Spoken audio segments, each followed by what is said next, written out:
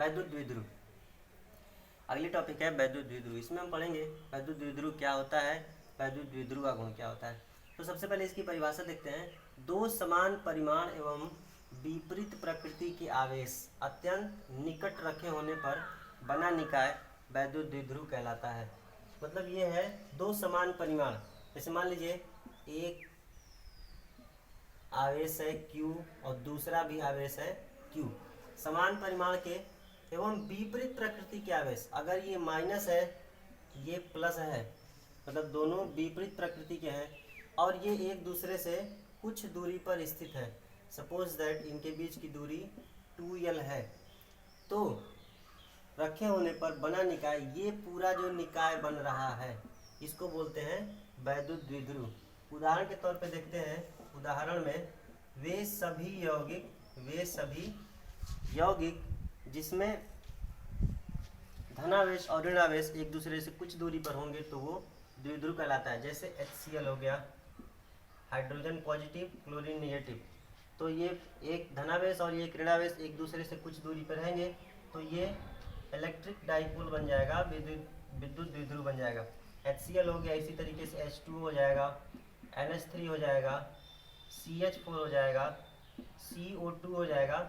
इस तरीके से और सारे यौगिक हैं जो वैद्युत द्विध्रुव का कार्य करते हैं। इसमें H+Cl-, H2+O-, N+, तो इस तरह से ये क्या बन जाएगा, वैद्युत द्विध्रुव कहलाएगा। वैद्युत द्विध्रुव का आघूर्ण, इलेक्ट्रिक डाइपोल मोमेंट, ये क्या होता है, तो ये एक वैद्युत द्विध्रुव है जिसमें जो प्लस और माइनस दो आवेशों से मिलकर बना है, जिसमें प्लस आवेश बिंदु A पर और माइनस आवेश बिंदु B पर रखा हुआ है और इन दोनों आवेशों के बीच की दूरी 2l है। तो परिभाषा होती है किसी वैद्युत द्विध्रुव का आघूर्ण उसके किसी एक आवेश के परिमाण, मतलब दोनों अगर समान परिमाण का है तो किसी भी एक आवेश को ले लेंगे, तो किसी एक आवेश के परिमाण एवं दोनों आवेशों के बीच की दूरी जो ये 2l है, इस दूरी के गुणनफल के बराबर होता है। ठीक है, इसे वेक्टर P से प्रदर्शित करते हैं, इसे वेक्टर P से प्रदर्शित करते हैं। यह एक सदिश राशि है। अगर परिभाषा के हिसाब से देखें तो वेक्टर P हम मानते हैं कि माना एक वैद्युत द्विध्रुव जो +q एवं -q कूलाम आवेशों से मिलकर बना है, जो एक दूसरे से 2l दूरी पर स्थित हो, तब वैद्युत द्विध्रुव का आघूर्ण वेक्टर P = हो जाएगा q × 2l। इसी को लिख सकते हैं वेक्टर P = 2ql। यह एक सदिश राशि है, इसका मात्रक हो जाएगा कूलाम, × मीटर, मात्रक हो गया कूलाम × मीटर। और बीमी सूत्र की बात करें तो लिखेंगे वैद्युत द्विध्रुव के आघूर्ण का बीमी सूत्र हो जाएगा कूलाम × मीटर से लिखेंगे, कूलाम का होता है 80 और मीटर का होता है L, तो यहाँ से हो जाएगा LAT। ये हो गया बीमी सूत्र। अब इसकी दिशा की बात करें, जब ये सदिश राशि है तो इसकी दिशा किधर से किधर की तरफ होगी, तो इसकी दिशा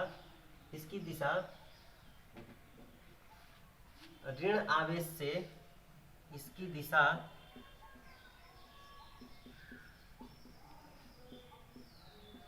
ऋण आवेश से धन आवेश की ओर,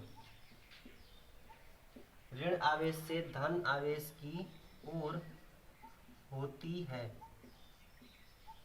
फिगर में बात करें तो ऋण इधर है, धन इधर है, तो ऋण आवेश से धन आवेश की ओर वैद्युत द्विध्रुव आघूर्ण की दिशा हो जाएगी। वैद्युत द्विध्रुव के कारण उत्पन्न वैद्युत क्षेत्र की तीव्रता, ये क्या होता है, तो मतलब अगर वैद्युत द्विध्रुव है तो उस द्विध्रुव के मध्य बिंदु से कुछ दूरी पर कोई बिंदु P है तो उससे वैद्युत क्षेत्र की तीव्रता कितनी होगी। तो इसमें दो कंडीशन बनती है। पहली कंडीशन बनती है अक्षीय या अनुदैर्ध्य स्थिति में, मतलब इस द्विध्रुव की जो अक्ष है, ये जो अक्ष है इसकी दिशा में, चाहे इस साइड में चाहे इस साइड में कोई बिंदु है तो उस पर वैद्युत क्षेत्र की तीव्रता कितनी होगी। और एक दूसरी कंडीशन बनती है निरक्षीय या अनुप्रस्थ स्थिति में, तो वो इस रेखा पे कहीं निकालेंगे। तो पहले हम सीखते हैं अक्षीय या अनुदैर्ध्य स्थिति में वैद्युत क्षेत्र की तीव्रता किसी द्विध्रुव के कारण। इसके लिए हम मानते हैं कि माना एक वैद्युत द्विध्रुव जो -q और +q कूलाम के आवेशों से मिलकर बना है, जिनके बीच की दूरी 2l है। -q आवेश बिंदु A पर है और +q आवेश बिंदु B पर है। इस द्विध्रुव के मध्य बिंदु O से स्मॉल r की दूरी पर एक बिंदु P है, जिस पर हमें वैद्युत क्षेत्र की तीव्रता ज्ञात करनी है। तो अगर हम देखें, पहले आवेशों से दूरी निकालने का प्रयास करें तो यहाँ से देखिए +q आवेश से दूरी हो जाएगा, बिंदु P तक की दूरी हो जाएगा, ये पूरा r है और ये आधा l और ये l, तो पूरा r से l घटा देंगे तो ये बच जाएगा r ऋण l। और अगर -q आवेश से दूरी की बात करें बिंदु P की, तो ये हो जाएगा, ये टोटल r और ये l, तो ये हो जाएगा r + l। इस दूरी का हम इस्तेमाल निगमन में करेंगे। तो सबसे पहले लिखते हैं +q आवेश के कारण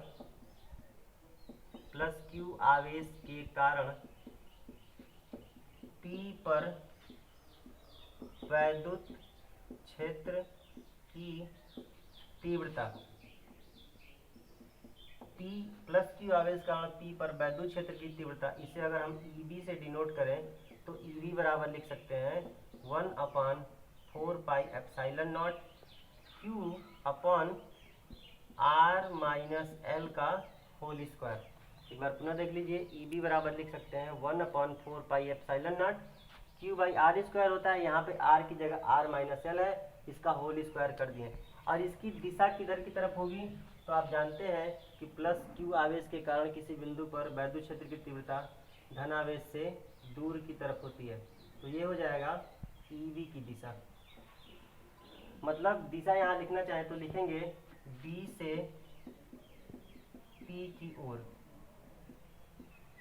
B से P की ओर, समीकरण नंबर 1। इसी प्रकार -q आवेश के कारण P पर वैद्युत क्षेत्र की तीव्रता, EA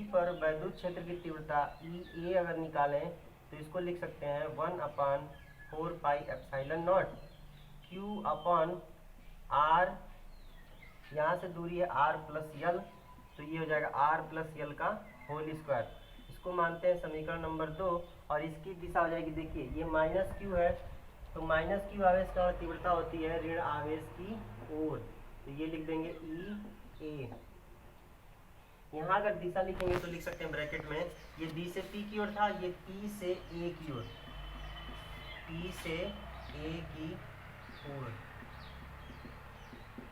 ये निकल गया EB और EA। अब हम बिंदु P पर परिणामी तीव्रता की गणना करें तो ये दोनों सदिश राशि हैं, दोनों की दिशाएं एक दूसरे से अपोजिट है, तो यहाँ हम लिख सकते हैं अतः P पर परिणामी तीव्रता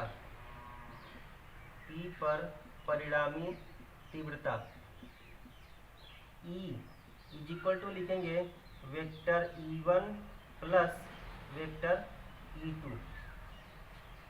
चूंकि ये दोनों विपरीत दिशाओं में है, अतः E बराबर लिख सकते हैं, E बराबर ये हो जाएगा E। अब ये एक चीज़ यहाँ ध्यान देने बात है, EA ज़्यादा है या EB ज़्यादा है, जो ज़्यादा होगा उसमें से कम वाला घटा देंगे। तो देखिए ये r - l का होल स्क्वायर है, मतलब नीचे वाली वैल्यू यहाँ पे माइनस है, मतलब ये छोटी वैल्यू है, और जब वर्क करेंगे और छोटा होगा तो EB का मान EA से क्या हो जाएगा, अधिक हो जाएगा, क्योंकि ये r + l है, ये वैल्यू ज़्यादा होगी इसकी तुलना में।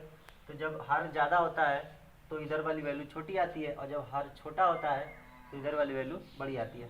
तो यहाँ से लिखेंगे EB ई ए। अब यहाँ से देखिए E इज इक्वल टू लिख सकते हैं 1/4 एप्सिलॉन नॉट, कॉमन ले लीजिए। EV का मतलब Q upon R minus L का होल स्क्वायर और माइनस Q अपॉन R, या Q भी बाहर ले लीजिए, ये हो जाएगा Q1 और 1 R प्लस L का होल स्क्वायर।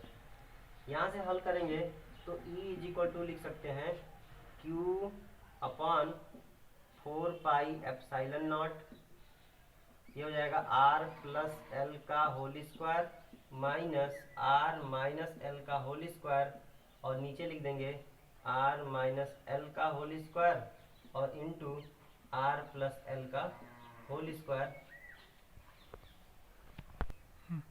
तो यहाँ से E इज इक्वल टू लिख सकते हैं Q upon 4 epsilon not, bracket में देखिए, इसको अगर हम तोड़ते हैं तो ये हो जाएगा R square plus L square plus 2RL, और माइनस लगाएंगे तो लिखेंगे R square minus L square plus 2